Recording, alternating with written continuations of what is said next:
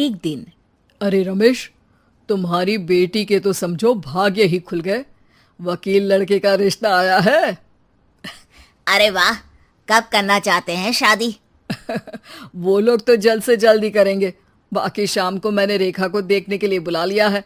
तेरा घर छोटा है तो तुम लोग मेरे घर ही आ जाना। राकेश और उसकी बीवी सारी तैयारी के साथ रोहित और रेखा की शादी कर देते हैं। लेकिन अगले ही दिन। देखो रेखा, शादी भले ही हो गई है, लेकिन तुम ये मत सोचना कि मैं किसी जोरू के गुलाम टाइप रहूंगा। रेखा को रोहित की बात अजीब लगती है। मैं ये तो सोच भी नहीं सकती और ना ही चाहती हूँ, लेकिन शादी के अगले ही दिन इस तरह की बात की उम्मीद भी नहीं थी। रोहित रेखा के मुंह से ये बात सुनकर गुस्सा हो जाता है। अरे, काफी जबान भी चला लेती हो। माँ ने सिखाया नहीं कि पति से कैसे बात करते हैं? रेखा अब चुप रहने में ही भलाई समझती है। रेखा, जल्दी से नाश्ता तैयार कर लो। आज पहला दिन है, सारे काम तुम्हें समझा दूंगी। ये नौकरानी है जो तुम्हें बता देगी कि कैसे कैसे क्या करना है। फिर इसकी कल से छुट्टी है। रेखा भी ससुराल में जी जान लगाकर काम करने लगती है। खाली समय मिलता तो पति के वकालत की किताब उठाकर पढ़ने लगती। ये क्या, जब देखो तब पढ़ती रहती है। अच्छा सुन, कल पिता के घर से 20,000 रुपये लेकर आना। मेरे छोटे बेटे की फीस भरनी है।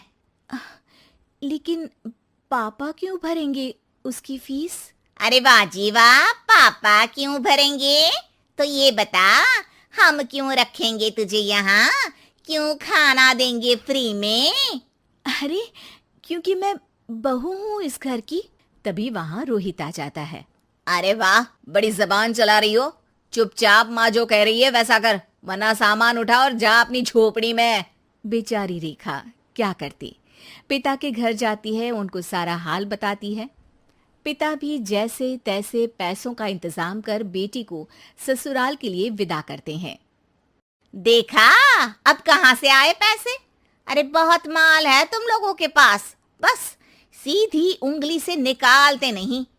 नहीं नहीं माँ, पापा ने अपनी मोटरसाइकिल बेचकर पैसों का इंतजाम किया है। पता नहीं अब वो ऑफिस कैसे जाएंगे। अरे वाह भाई, ये भी हम सोचे। खैर, जैसे तैसे दिन बीतते हैं। रेखा जहाँ एक प्यारे से बेटे की माँ बनती है, तो वहीं उसका वकालत की किताब में ज्ञान और गहराता जाता है। हे भगवान, बुरे फंसे। ये केस तो लगता है कि मैं हार ही जाऊंगा। देखिए, मैंने आपकी इस केस की फाइल पढ़ी थी। इस केस को जीतना बहुत ही आसान है।